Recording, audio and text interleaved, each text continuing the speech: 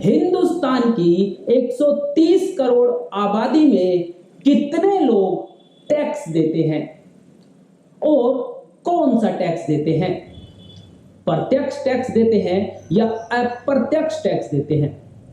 अगर प्रत्यक्ष टैक्स देते हैं तो क्या उन्हें कोई लाभ मिलता है, और अगर नहीं मिलता तो क्यों नहीं मिलता?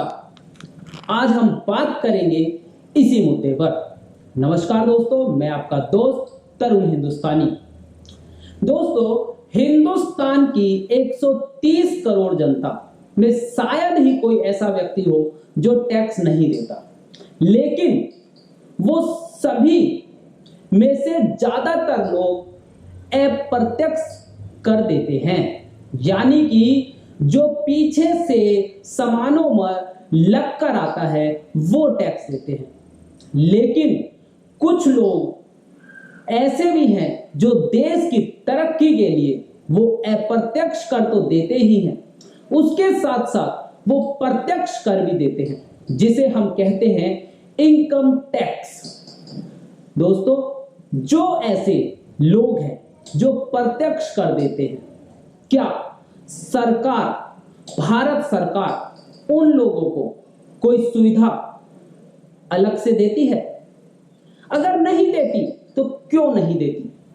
क्या उन लोगों को जो प्रत्यक्ष कर दे रहे हैं एक स्टेप आगे बढ़कर उनकी जीवन के लिए, उनकी जीवन सुरक्षा के लिए सरकार को भी एक कदम आगे बढ़ाकर उन्हें कुछ अतिरिक्त सुविधाएं नहीं देनी चाहिए? और अगर सरकार उन व्यक्तियों को, मैं कहूंगा उन ईमानदार व्यक्तियों को, सरकार एक कदम आगे बढ़ाकर कुछ अतिरिक्त सुविधा देती है, तो क्या हमारे देश के लोगों को टैक्स देने में और ज्यादा मजा नहीं आएगा? जो लोग अभी टैक्स नहीं देते, क्या वो भी टैक्स देने के लिए अग्रसर नहीं होंगे? तो सरकार ऐसा क्या करे जिस कारण जो लोग टैक्स नहीं देते प्रत्यक्ष रूप से और वो टैक्स दे सकते हैं, ऐसे लोगों को टैक्स भरने के लिए प्रोत्साहित करने के लिए सरकार को ऐसे लोगों को कुछ अतिरिक्त सुविधाएं देनी चाहिए। जैसे सरकार ऐसे लोगों को 2 चरणों में बांटे। एक चरण वो जब उन्हें अपने बिजनेस को आगे बढ़ाना होता है, और दूसरा चरण वो जब उन्हें अपने जीवन की सिक्योरिटी चाहिए, यानी कि जब तक वो 60 साल के होते हैं तब तक उन लोगों को सरकार, जो लोग प्रत्यक्ष टैक्स देते हैं, उन लोगों को सरकार अपने व्यापार को बढ़ाने के लिए लोन की सुविधाएं मुहैया कराए, कि ऐसे लोगों को प्राथमिकता देते हुए बिना किसी लाग लपेट के सरकार पहल करके लोन दे। अब लोग कहेंगे लोन तो मिलता ही है, लेकिन लोन कैसे मिलता है ये उस व्यक्ति से बेहतर कोई नहीं जानता। वो जाता है बैंक में, बैंक का मैनेजर किसी ना किसी बहाने उसको बाहर करता है। अल्टीमेटली लोन उसको तब मिलता है जब वो कुछ चढ़ावा चढ़ाता है। तो कहने का तात्पर्य ये है, सरकार ऐसे ईमानदार लोगों को कम से कम इस चढ़ावे से बचाए, इस रिश्वतखोरी से बाहर निकाले, और वो लोग अपनी मर्जी से आसानी से लोन प्राप्त करें, ताकि उनका व्यापार बढ़े और वो सरकार को और ज्यादा टैक्स दे। ये तो हुआ उनका एक चरण। अब आता है दूसरा चरण। अभी शरीर में ताकत है, टैक्स दे रहे हैं, आगे बढ़ रहे हैं। अब जब वो उम्र के एक पड़ाव को पार करते हैं, 60 साल को पार करते हैं, शरीर में इतनी ताकत नहीं होती, कभी कोई अनहोनी हो जाती है, तो ऐसे में क्या 60 साल से ऊपर के लोगों को सरकार, मैं टैक्स पेयर लोगों की बात कर रहा हूं, क्या सरकार ऐसे टैक्स पेयर 60 साल के ऊपर लोगों को कोई छूट देते हुए क्या उन्हें पेंशन नहीं दे सकती? जिस व्यक्ति ने पूरी जिंदगी टैक्स भरा, तो क्या सरकार उनको 60 साल के बाद पेंशन नहीं दे सकती? जबकि सरकार ऐसे लोगों को भी पेंशन देती है जो गरीब हैं। मैं उनका विरोध नहीं कर रहा हूं, जो गरीब हैं उन्हें भी पेंशन मिले।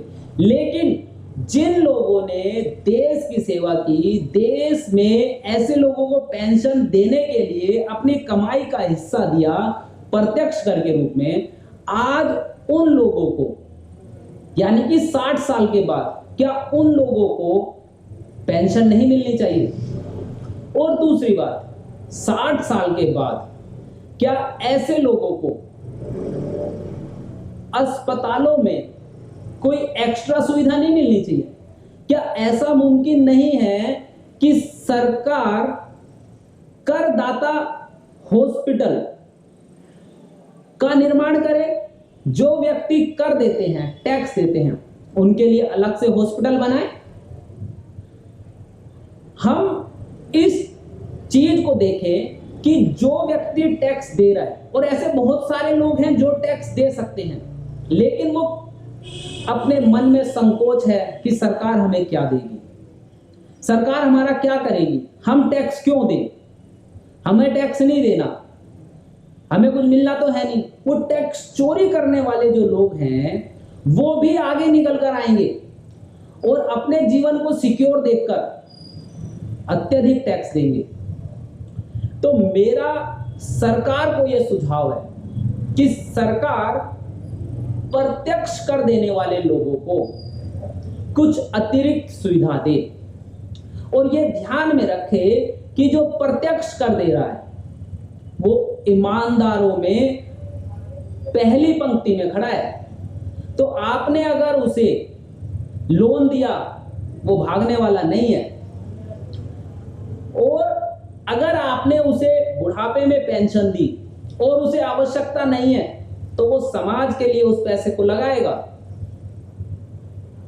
तो सरकार को इस चीज पर चिंता करते हुए, ऐसे ईमानदार लोगों को आगे बढ़ाते हुए ध्यान देना चाहिए कि प्रत्यक्ष कर देने वालों को सरकार कितनी और कैसे सहूलियत दे सकती है।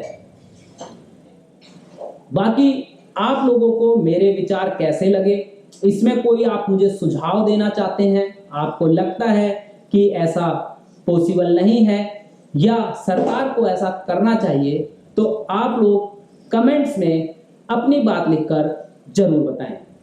धन्यवाद।